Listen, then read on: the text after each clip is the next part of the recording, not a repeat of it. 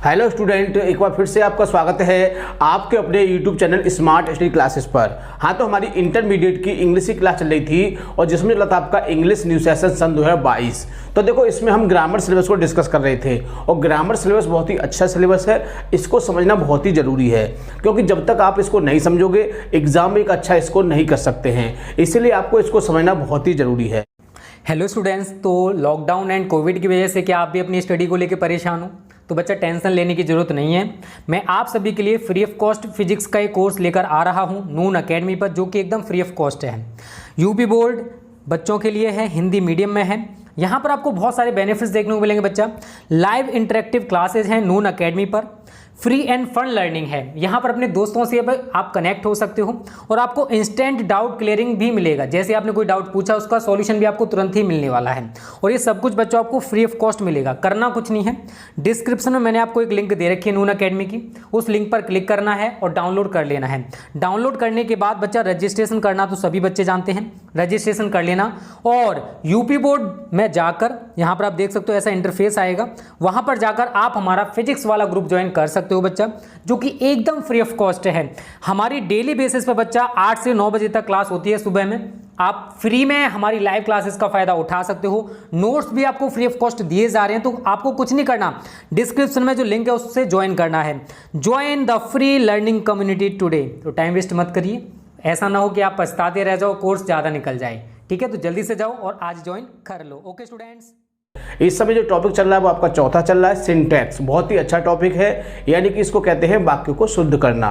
तो बहुत ही बढ़िया टॉपिक है। यानी इसमें क्या होता है कि वाक्य दिए होते हैं और वाक्यों में कुछ गलतियां दी होती हैं और उन गलतियों को सही करना सिंटैक्स कहलाता है। तो बहुत ही बढ़िया टॉपिक है और इसमें हम आपके 2 पार्ट कंप्लीट आ चुके हैं, यानी कि सिंटैक्स ऑफ नाउन और सिंटैक्स ऑफ पजेसिव। तो दोनों ही टॉपिक को हमने कराने के बाद उसकी एक्सरसाइज आई थी, जिसको आपने बड़े ध्यान से समझ लिया होगा। आज का टॉपिक इसका तीसरा टॉपिक है, बहुत ही अच्छा टॉपिक है, सिंटैक्स ऑफ प्रोनाउन। तो देखो, इसके भी कुछ रूल होते हैं जिन रूलों को समझना है और उन रूल के बेस पर उनके एग्जाम्पल को समझना है। यदि आपने इन चीज़ों को बड़े ध्यान से समझा तो बहुत ही अच्छी तरह से आप एग्जाम में एक बहुत अच्छा स्कोर कर सकते हैं। तो देखो, इसमें कुछ रूल ज़्यादा थे, इसलिए हम इसको 2 पार्ट में प्रोवाइड करेंगे, यानी कि पार्ट 1 और पार्ट 2। जब आपका ये समाप्त हो जाएगा इसके बाद फिर आपका अगला टॉपिक होगा शुरू। तो बहुत ही बढ़िया तरह से आपको समझना है। हमने आपको पहले बताया था, फिर बता रहे हैं कि हम पहले रूल को डिस्कस करते हैं, उसके बाद फिर एक्सरसाइज।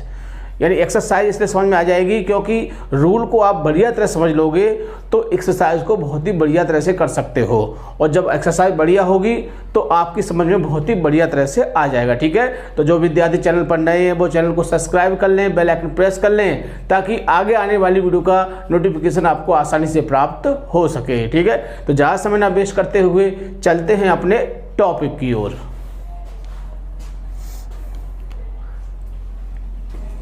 क्लास 12th इंग्लिश, यानी कि 12th क्लास की इंग्लिश की क्लास चल रही थी और जिसमें चल रहा था इंग्लिश न्यू सेशन सन 2022। क्या चल रहा था? इंग्लिश न्यू सेशन सन 2022।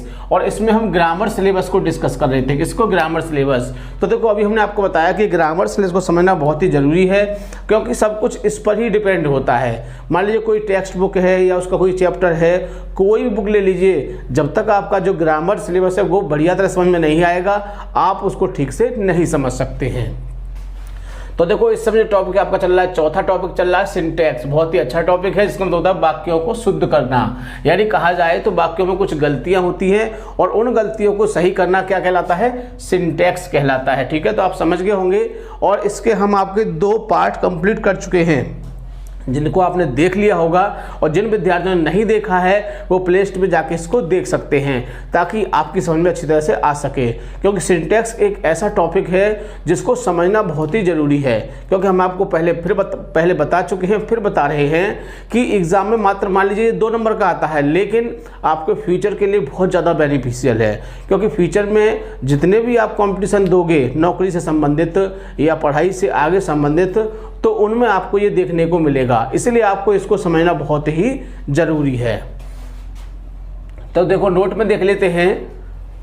वाक्यों में कुछ गलतियां दी होती हैं उन गलतियों को सही करना सिंटैक्स कहलाता है। तो आप समझ गए होंगे सिंटैक्स क्या होता है, यानी कि वाक्यों में कुछ गलतियां होती हैं और उन गलतियों को सही करना सिंटैक्स कहलाता है। तो आज हम डिस्कस करेंगे आपका इसका तीसरा जो पॉइंट है, सिंटैक्स ऑफ प्रोनाउन। क्या है? Syntax of pronoun. और इसका हम पहला पार्ट डिस्कस करेंगे क्योंकि इसमें कुछ रूल ज़्यादा थे, इसीलिए हमने इसको 2 पार्ट में बांट दिया है। तो देखो 5 रूलों को हमने इसमें डिस्कस किया है और 5 हो 6 हो आगे इसके बाद जितने भी हों उनको हम अगले पार्ट में डिस्कस कर देंगे।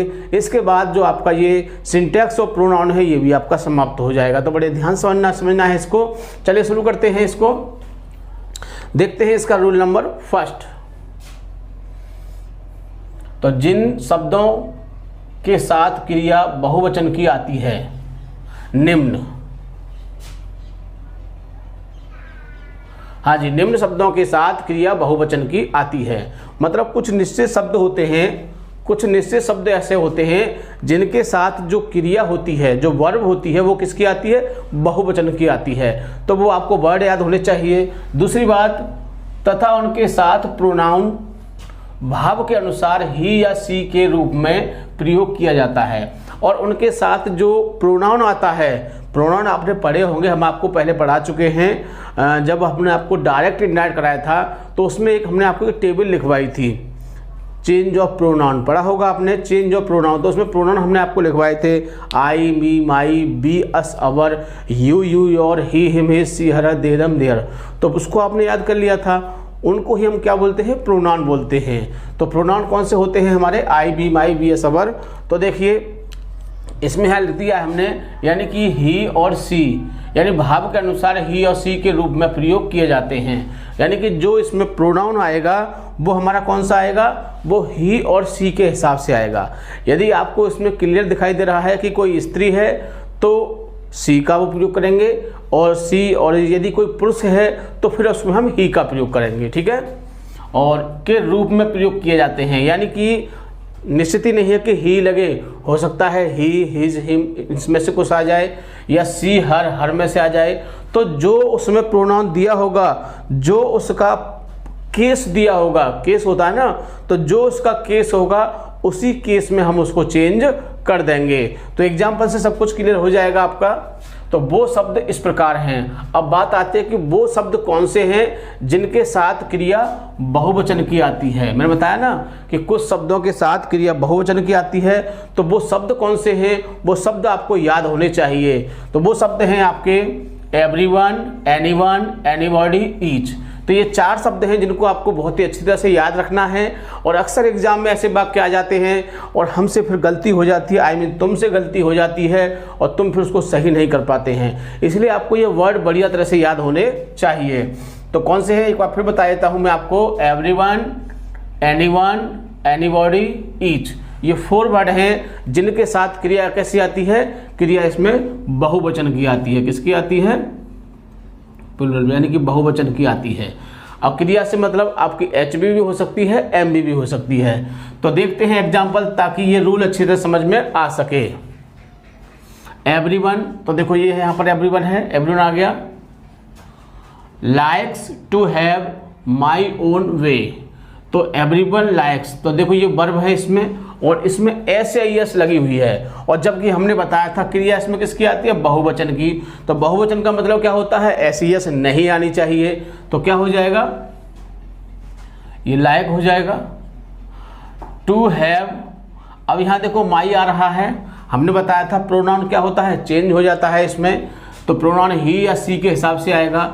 अब इसमें हम स्वतंत्र हैं, कोई हमें इसमें दिखाई दे रहा कोई पुरुष है स्त्री नहीं है, तो हम चाहे तो ही का रूप लगा दें चाहे सी का रूप लगा दें।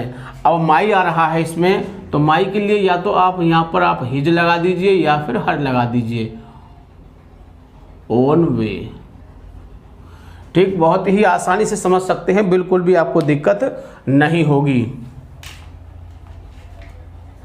तो इसमें से देखो यहाँ पर एस, ये एस हट जाएगा आपका, और इसमें आपका ये माई है, तो जब इसको हम इसमें चेंज करेंगे तो या तो यहाँ पर हिज लिखना पड़ेगा या फिर हर लिखना पड़ेगा। यदि इसमें कोई पुरुष वाली बात निश्चित हो तो फिर आप हिज का प्रयोग करोगे, और स्त्री वाली बात निश्चित हो तो फिर हर का प्रयोग करोगे। ठीक है, बहुत ही आसानी से इसको समझ सकते हैं। आगे देखिए दूसरा रूल देखते हैं। जब एक साथ दो वाक्य दिए हों, यानी एक साथ दो वाक्य आ जाएं, एक वाक्य फिर दूसरा वाक्य, जब एक साथ दो वाक्य आ जाएं तो पहले वाक्य में एंड से दो कर्ता जुड़े हो, तो यानी पहले वाक्य में एंड से दो कर्ता जुड़े हों, यानी एक साथ दो वाक्य दिए हों तो एक वाक्य आपका ये रहा और एक वाक्य आपका ये रहा। ठीक, पहला वाक्य हो गया, दूसरा वाक्य। मैंने यही बताया कि जब एक साथ दो वाक्य दिए हों तो पहले वाक्य में एंड से दो कर्ता जुड़े हों, तो एंड से दो कर्ता जुड़े हैं मीरा और गीता। ठीक, क्रिया बहुवचन की आती है, क्रिया किसकी आती है? बहुवचन की। ठीक, तथा प्रोनाउन थर्ड पर्सन का बहुवचन का लिया जाता है, और इसमें प्रोनाउन जो होता है वो थर्ड पर्सन बहुवचन का लिया जाता है। तो थर्ड पर्सन जो प्रोनाउन होते हैं वो आपके होते हैं ही, सी, दे और इट, ये चार होते हैं। अब बात आती है कि बहुवचन, तो बहुवचन में आपका आता है दे। क्या आता है? दे। तो आप समझ गए होंगे, यानी कि इसमें जो प्रोनाउन का यूज करना है हमको दे का प्रयोग करना है। ठीक, अब आती है क्रिया बहुवचन की आती है, तो एग्जाम्पल को देख लेते हैं। तो Meera and Geeta, Meera and Geeta works, तो देखो इसमें एस लग रहा है, इसका मतलब क्या है? इसमें एक वचन को दिखाया गया है, तो क्या हो जाएगा? ये हो जाएगा आपका वर्क हो जाएगा। ठीक, एस इसमें से हट जाएगा। यहाँ दिया हुआ है यू, और हमने क्या बताया था कि प्रोनाउन कौन सा आता है इसमें?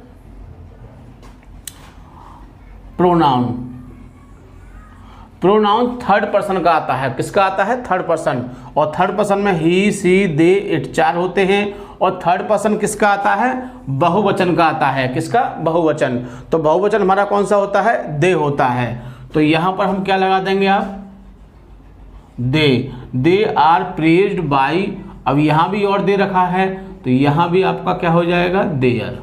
ठीक, बहुत ही आसानी से आप इसको कर सकते हैं, बिल्कुल भी आपको दिक्कत नहीं होगी। ठीक है, इसके बाद अगला रूल देख लेते हैं। जब एंड से दो कर्ता जुड़े, यानी अब भी एंड से दो कर्ता जुड़ रहे हैं तथा वह एक ही व्यक्ति से संबंधित हों, यानी वह किससे हैं? वह एक ही व्यक्ति से संबंधित हैं, तो क्रिया तथा प्रोनाउन एक वचन के आते हैं, और उसकी जो क्रिया आएगी यानी वर्ब आएगी और जो प्रोनाउन आएगा वो किसका आएगा? एक वचन का आएगा। तथा अलग अलग हो तो क्रिया और प्रोनाउन बहुवचन के आते हैं। तो दोनों बातें समझ गए होंगे। एक बार मैं इस पर आपको टिप्पणी कर देता हूं, यानी कि जब एंड से दो कर्ता जुड़े हों और वो दोनों एक ही व्यक्ति से संबंधित हैं, एक ही व्यक्ति से संबंधित हैं, तो जो वर्ब है एच भी कह सकते हैं, एम भी कह सकते हैं, वो एक वचन की आएगी। दूसरी बात, प्रोनाउन भी उसमें आपका एक वचन का ही आएगा। कब? जब वो एक ही व्यक्ति संबंधित हों। और यदि वो अलग अलग व्यक्तियों से संबंधित हैं तो क्रिया आपकी बहुवचन की आएगी और आपका प्रोनाउन भी बहुवचन का आएगा। अब इसमें बात आती है कि हम कैसे पहचानेंगे कि ये हमारा एक वचन का है कि बहुवचन का है, या मतलब कि एक ही व्यक्ति से है या फिर दोनों अलग अलग व्यक्ति हैं। मान लो आप कैसे पहचानेंगे कि ये एक ही व्यक्ति है या फिर अलग अलग व्यक्ति हैं? तो उसके लिए आपको हमने इसमें नोट में लिखवाया है, जिसे आपको अच्छी तरह समझना है। यदि दोनों सब्जेक्ट के साथ दा दिया हो, नाम से तो पहचान लोगे, जैसे कि यहाँ मीरा है, यहाँ गीता है, तो दोनों कैसे हैं? ये अलग अलग हैं, पहचान लिया आपने। ठीक, लेकिन जब कुछ पद आ जाते हैं, कुछ ऐसे शब्द आ जाते हैं जिनको हमको पहचानने में दिक्कत है, यानी कि नाम नहीं है, और नाम नहीं है तो पहचानने में दिक्कत होगी, तो उसके लिए हमने एक बहुत ही अच्छा आपको नियम बताएंगे यहाँ पर, जिससे आप बहुत ही आसानी से इसको पहचान सकते हैं। यदि दोनों सब्जेक्ट के साथ दा दिया हो, क्या दिया है? दा दिया हो, तो मान लें कि सब्जेक्ट कैसे हैं? अलग अलग हैं, कि दोनों के सब्जेक्ट हैं अलग अलग हैं। कब? जब दोनों के साथ दा दिया है, और यदि एक के साथ दा दिया हो तो एक ही व्यक्ति है। बात समझ गए होंगे, यानी कि दोनों के साथ अगर दा शब्द दिया है, जो एंड से आपके दो शब्द जुड़े हुए हैं, यदि उनके साथ दोनों के साथ दा दिया है तो दोनों अलग अलग हैं, यानी कि दो व्यक्ति हैं। और किसी एक के साथ दिया है तो एक व्यक्ति है। अब एग्जाम्पल से इस चीज़ को क्लियर करते हैं। The teacher and clerk, the teacher and clerk, देखो दा इसके साथ आ रहा है और इसके साथ क्लर्क के साथ नहीं आ रहा है। टीचर के साथ दा दिया है, बीच में एंड आ रहा है और इसके साथ दा नहीं दिया है क्लर्क के साथ, तो क्या है, तो ये एक ही व्यक्ति है। और जब एक ही व्यक्ति है तो क्रिया किसकी आएगी, एक वचन की आएगी। और इसका जो प्रोनाउन होगा वो भी आपका किसका आएगा, एक वचन का ही आएगा। ठीक, बात समझ गए होंगे। इसके साथ दा है और इसके साथ दा नहीं है।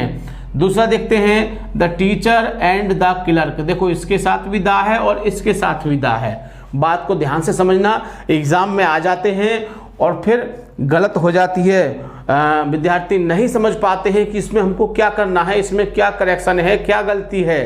तो उस कंडीशन में ये चीज़ आपको बहुत ज़्यादा फायदेमंद होगी, बेनिफिशियल होगी कि दा से हम पहचान लेंगे ये है और ये है। तो कितने हो गए, तो 2 हो गए। यानी कि दोनों के साथ दा अलग अलग है तो 2 हो गए। तो क्रिया किसकी आनी चाहिए, बहुवचन की आनी चाहिए। और प्रोनाउन भी किसका आना चाहिए, बहुवचन का ही आना चाहिए। तो बात समझ गए होंगे बहुत ही आसानी से कि जब दोनों के साथ दा दिया है तो 2 व्यक्ति हैं और एक के साथ दा दिया है तो वो एक ही व्यक्ति है। उसके साथ क्रिया एक वचन की आएगी और दोनों के साथ अलग दा है तो क्रिया बहुवचन की आती है। अगला रूल देखते हैं, सच तथा सेम के बाद जो अगला कंजक्शन आता है वो एज आता है। क्या आता है, एज। बड़े ध्यान से इसको याद रखना है। ये वाला रूल भी बहुत इंपॉर्टेंट है, कई बार एग्जाम में आ चुका है, इसलिए आपको इसको बढ़िया तरह से याद रखना है। सच तथा सेम के बाद कंजक्शन जो आता है वो क्या आता है, एज आता है। वह सब्जेक्ट वह सच के बाद भी हो सकता है तथा अलग भी हो सकता है। अब देखिए, अब हमको कैसे पता चलेगा कि इसके साथ ही लगाना है या इससे अलग लगाना है। तो बड़े ध्यान से आपको समझना है कि सच और सेम वाक्य में आ गया है। क्या आ गया, सच आया है या फिर सेम आया है, दोनों नहीं आएंगे, दोनों में से एक ही आएगा।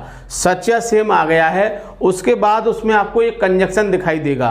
कंजक्शन हम आपको पहले बता चुके हैं कि कंजक्शन क्या होते हैं। बहुत सारे कंजक्शन थे, सबऑर्डिनेट कंजक्शन होते हैं और कोऑर्डिनेट कंजक्शन होते हैं। हमने आपको कंपाउंड और कॉम्प्लेक्स पढ़ाए थे। तो कंपाउंड कॉम्प्लेक्स में जो 2 वाक्यों को जोड़ने के लिए जो शब्द यूज किए जाते हैं उनको हम कंजक्शन कह सकते हैं या कहते हैं। अब मैं आपको वैसे कोई तरीका मैं आपको कैसे बताऊं, वैसे हम कंजक्शन उसे कहते हैं कि जो शब्द 2 वाक्यों या फिर 2 शब्दों को जोड़ते हैं उन्हें हम कंजक्शन कहते हैं। लेकिन आपको कैसे बताएं कि कंजक्शन कौन से होते हैं, इसीलिए आपने कंपाउंड और कॉम्प्लेक्स बड़े ध्यान से पढ़े थे, बहुत ही अच्छी तरह से हमने आपको समझाए थे। और उसमें जो कंपाउंड हमने उसमें कोऑर्डिनेट कुछ कंजक्शन बताए थे और जो आपके कॉम्प्लेक्स है उसमें हमने कुछ सबऑर्डिनेट कंजक्शन बताए थे। तो जो हमने आपको जो कंजक्शन बताए थे, जो शब्द थे जो 2 वाक्यों को जोड़ते हैं वो हमारे कंजक्शन होते हैं। तो कंजक्शन शब्द से आप पहले से ही वाकिफ हैं, यानी उसको पहले से ही आप जानते हैं, ऐसी कोई इसमें कोई नई बात नहीं है। तो हमने क्या बताया कि सच या सेम वाक्य में आ जाता है तो जो कंजक्शन हाँ लगा हुआ है उसके स्थान पर हमें क्या लगाना है, एज लगाना है। तो एग्जाम्पल देख लेते हैं, अवॉइड सच स्टूडेंट्स, यानी कि अवॉइड माने बच्चों सच, हमको सच देखना है और कुछ इसमें नहीं देखना है, कुछ भी यानी सच आ गया। अगला जो कंजक्शन होगा वो क्या होगा, आपका एज होगा। चाहे भले ही यहाँ पर डेट है, बट दिया हो या आपका एंड दिया हो, बिकॉज दिया हो, बहुत सारे हमने आपको जैसे लिखाए थे आपने पढ़े होंगे। यानी कि 3, 10, 13 और आपके 13 दूनी 26, यानी कहा जाए 30 तो समथिंग आपके सबऑर्डिनेट के होते हैं और इसके बाद 15-20 आपके उसके भी होते हैं, कोऑर्डिनेट के भी होते हैं। तो सब आपने याद किया था तो आप आसानी से पहचान लोगे डेट हमारा कंजक्शन है, इसलिए इसके जगह क्या आ जाएगा, एज आ जाएगा। तो क्यों आएगा, क्योंकि इसमें सच दिया है, तो सच भी हो सकता है, सेम भी हो सकता है। ठीक है, तो अवॉइड सच स्टूडेंट, ऐसे विद्यार्थियों से बचो, दैट माने जो वेस्ट देयर टाइम, जो अपना समय खराब करते हैं in walking here and there, इधर उधर घूमकर। अगला रूल देख लेते हैं, जब वाक्य में नाइदर आइदर के साथ ऑफ आ जाए, यानी जब वाक्य में नाइदर दिया हो या फिर आइदर दिया हो और उसके साथ क्या आ जाए, ऑफ आ जाए, तो क्रिया एक वचन की आती है। किसकी आती है, एक वचन की आती है। ध्यान रखना है आपको, नाइदर या आइदर के बाद क्या है, ऑफ आ जाए तो क्रिया किसकी आती है, एक वचन की आती है। तो समझ गए होंगे, एग्जाम्पल देख लेते हैं, neither of the 2 boys were invited. हमने क्या बताया, नाइदर आ गया और ऑफ भी आ गया है इसमें। तो जब इसके बाद नाइदर के बाद ऑफ आ जाता है तो क्रिया किसकी आती है, आपकी एक वचन की आती है। तो किसका प्रयोग करेंगे यहाँ पर, वाज का प्रयोग करेंगे। समझ गए होंगे बहुत ही आसानी से, क्योंकि हम पहले आपको रूल लिखाते हैं और रूल के बाद फिर उसका एग्जाम्पल बताते हैं, जिससे कि जो आपने रूल लिखा है उसके बेस से एग्जाम्पल आपकी समझ में आसानी से आ सके। ठीक है, तो इसी तरह से देखो हमने 5 रूलों को डिस्कस किया है। बाकी जो इसके रूल हैं उनको अगले पार्ट में, अगले वीडियो में डिस्कस करेंगे। ठीक है, इनको बहुत ही अच्छी तरह से देखना है, क्योंकि हम आपको पहले बता चुके हैं कि जब आपके 2 टॉपिक कंप्लीट हो जाएंगे तो फिर इसकी हम एक मिक्स एक्सरसाइज कराएंगे, ताकि जो आपने पढ़ा है वो आपकी समझ में आया है या फिर नहीं आया है। ठीक है, तो वीडियो को पूरा देखना है, बिल्कुल भी स्किप नहीं करना है। ठीक है, ओके, थैंक यू, जय हिंद, जय भारत।